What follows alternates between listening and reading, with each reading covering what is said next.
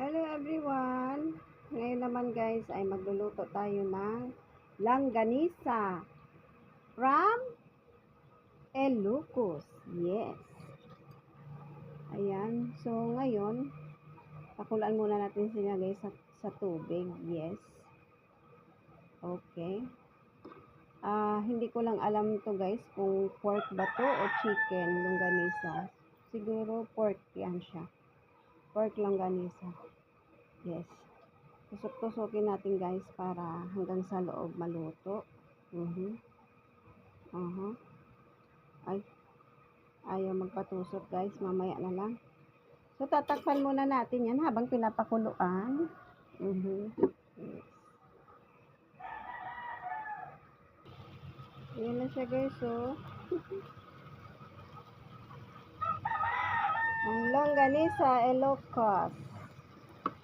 Yes. Mabango siya guys. Mabango. Yes.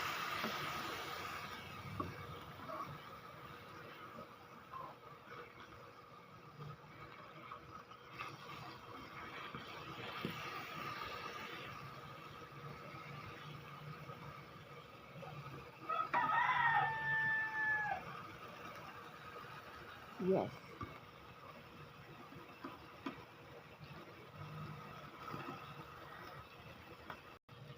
Yan na, nawala na guys yung tubig niya. So, ayan.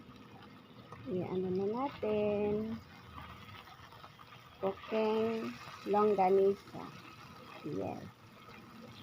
Ilocos longganisa.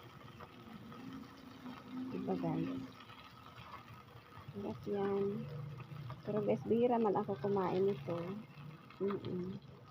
Siyempre, dahil may edad na tayo, kunti na lang ang ating pagkain ng mga karne-karne. Yes. Awareness yan sa ating kalusugan na maging healthy pa din tayo. At tayo ay nagkakaedad na. Yes. So, antayin na lang natin siya guys. Maluto. Kunting oras na lang, maluluto na siya. Yes. Papula-pulahin lang natin. Guys, binili ko pala yung longganisa kasi parang hindi ako satisfied. Yung loob niya ba, yung sa gitna, hindi luto. Kaya binili ko siya guys. Yes.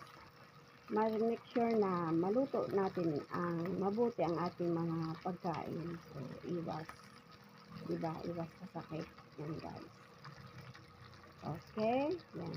Ating longganisa.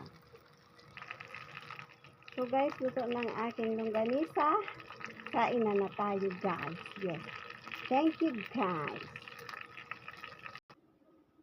Ito na guys, ang aking finished product. Yes.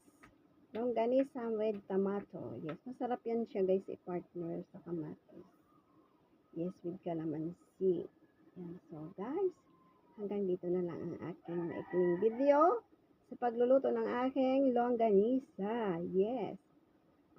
Alam ko naman na lahat kayo ay nakakain na nito. So, ngayon, itatry ko din. So, hindi ko kasi ito masyadong favorite. Yes. So, guys, hanggang dito na lang. I love you all. Thank you and salamat. Mabuhay. Bye!